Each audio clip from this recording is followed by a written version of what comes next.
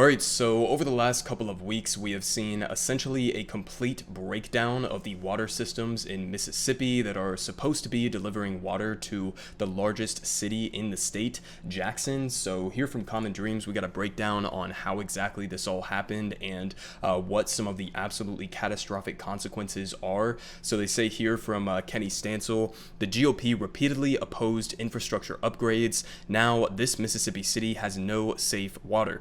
So he says that as many as 180,000 people living in Jackson, Mississippi will not have access to safe running water for the foreseeable future, state officials said on Monday night, the latest manifestation of a long-standing crisis in which the city's residents have been made to suffer the consequences of chronically underfunded infrastructure, compounded and worsened by the climate emergency. So we got a quote here from the Mississippi governor, Tate Reeves. He said, "Do not drink the water."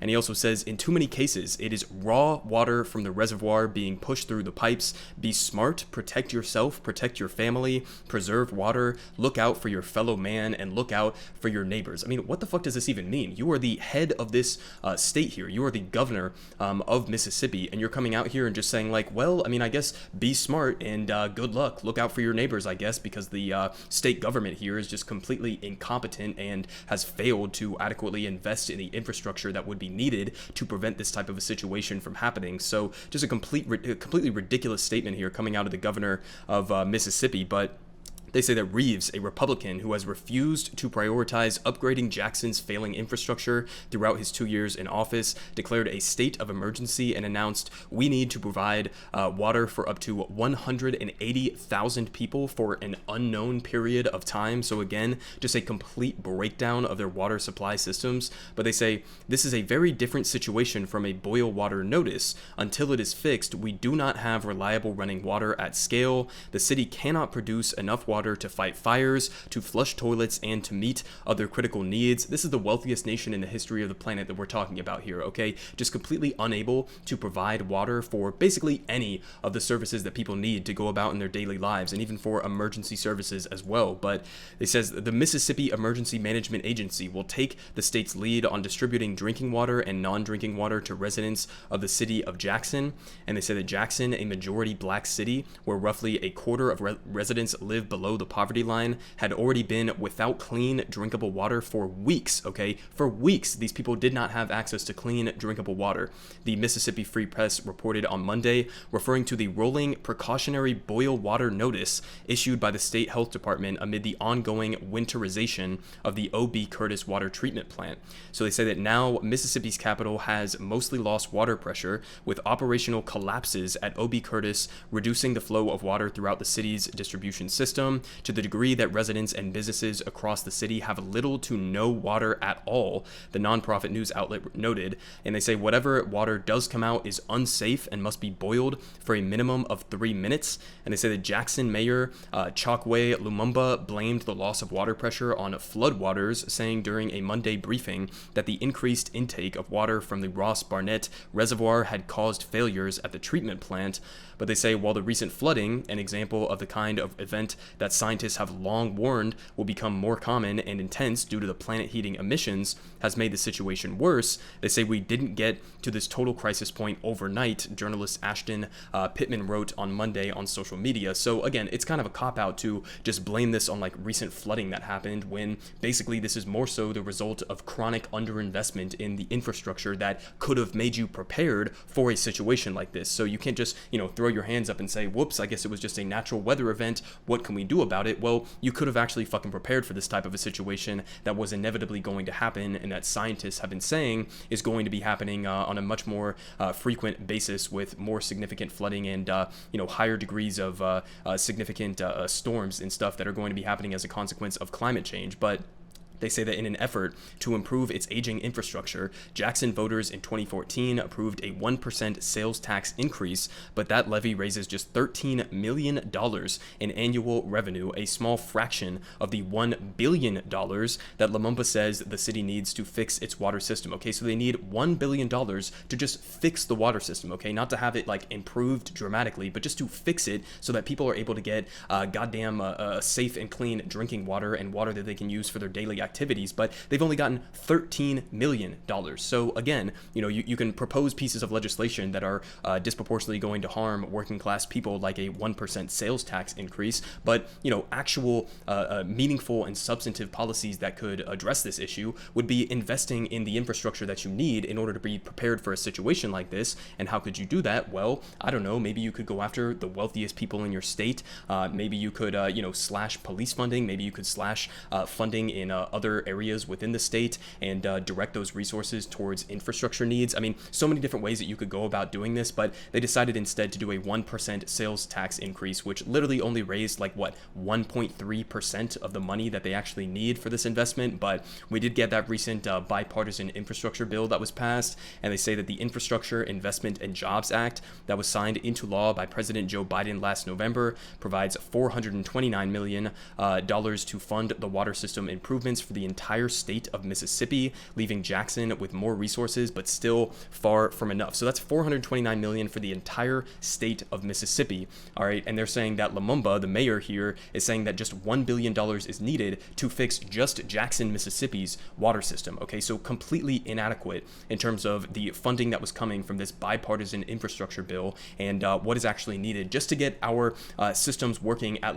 normal capacity. Okay, again, not to make us have the best infrastructure in the world and be the envy of the world in that, which is the direction we should be going, but just to get it to where it's barely able to function in a consistent basis. You need this much funding, and you see the funding gap between what the bipartisan infrastructure framework is actually giving these states to use versus what is actually needed on the ground in a lot of these places. But they continue down here saying that last February, Reeves acknowledged that Jackson's water problems can be attributed to 50 years of negligence and ignoring the challenges of the pipes and the system. So 50 years dominated by Republican control over the state of Mississippi. So, exactly who are you trying to blame here other than yourself and your conservative ideology that on a very consistent basis strips funding in important things like infrastructure and education and healthcare in service of giving tax cuts to billionaires and corporations and dumping a lot of that money into police budgets. But they say that rather than doing everything in his power to push for the investments needed to ensure that Jackson's residents have guaranteed access to clean drinking water,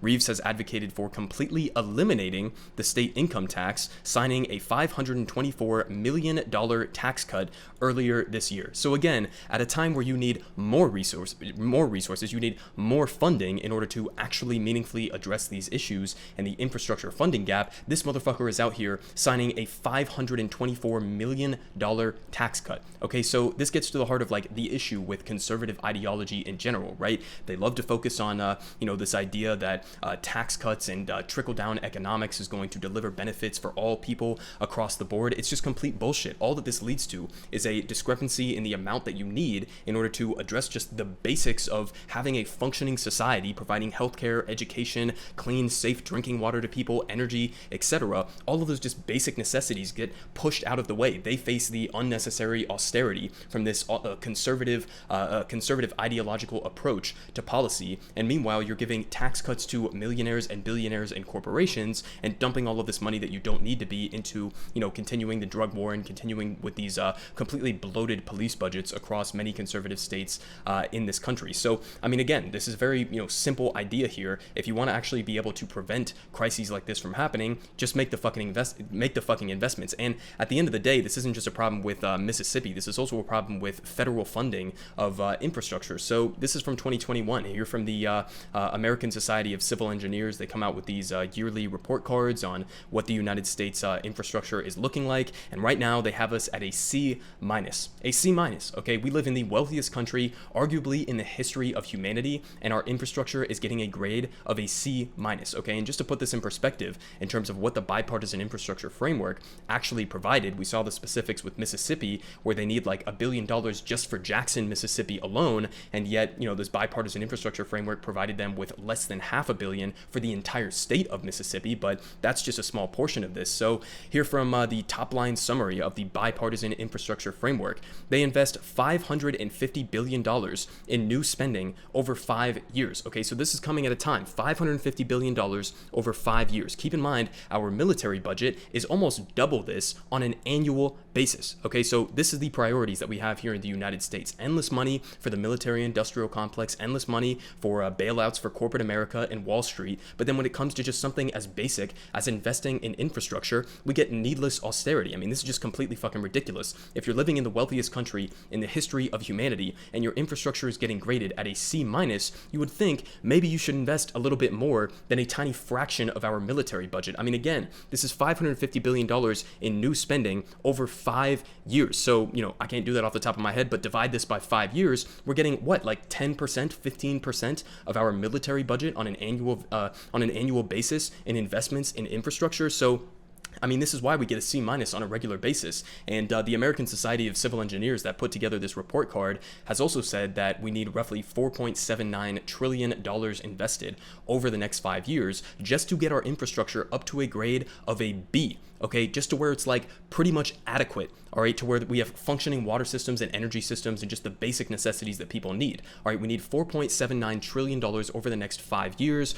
Roughly like $2.5 to $3 trillion worth of that is completely unfunded right now, and they're giving out a measly $550 billion, which is a fraction of what is needed, again, just to get our infrastructure up to a grade of a fucking B. All right, so we're living in the wealthiest country in the entire world right now, and we're not making investments to even get us up to a B grade on infrastructure, let alone making us the envy of the world and actually investing in infrastructure that could dramatically improve our standing in this country and improve so many different things as well, right? The living conditions of people, whether it's in Jackson, Mississippi, or whether it's in Flint, Michigan, or any number of other cities across this country where they have underfunded infrastructure. I mean, think about just the humanitarian benefits of that, where you wouldn't have, 180,000 people who don't have clean and safe drinking water in a moment like this. I mean, think about the humanitarian consequences of something like Katrina or, many other dramatically increased storms that we are going to be getting as a consequence of climate change, and how completely unprepared we are for all of those consequences. But it's not just on a humanitarian front, it's also on an economic front, right?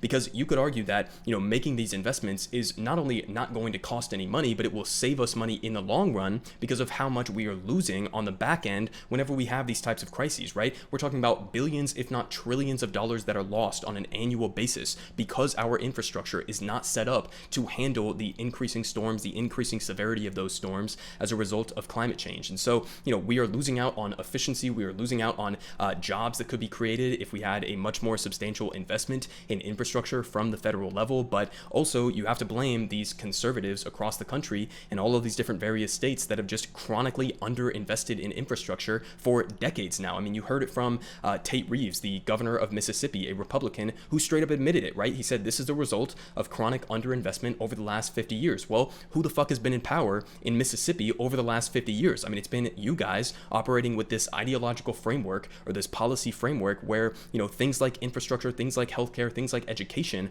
face unnecessary austerity while you're simultaneously going behind the scenes and passing $500 million tax cuts for the wealthiest people and corporations in your state. I mean, this is always going to be the inevitable consequence of this. It's not like this was not predictable. It's not like this is not something that could have been foreseen. Scientists have been warning about, the effects of floods, the effects of these increased severity in storms for years now. So, I mean, this is something you could have been doing for decades, and because of this chronic underinvestment and because of the federal government's inability to do anything other than some bullshit bipartisan watered down bill for infrastructure, we are just going to continue seeing these consequences for years to come now. And again, as we're seeing the worsening effects of climate change, this is only going to get worse. So, I mean, in terms of what actually needs to be done, listen to the American Society of Civil Engineers. We need at least trillions of dollars more in spending to upgrade our infrastructure just to get it to an adequate state, not to mention, getting us to where we're the best in the world, which is what we should be trying to achieve. So, I mean, this is evidence that, we need something like a Green New Deal, right? We need to invest in renewable energies. We need to transition aggressively away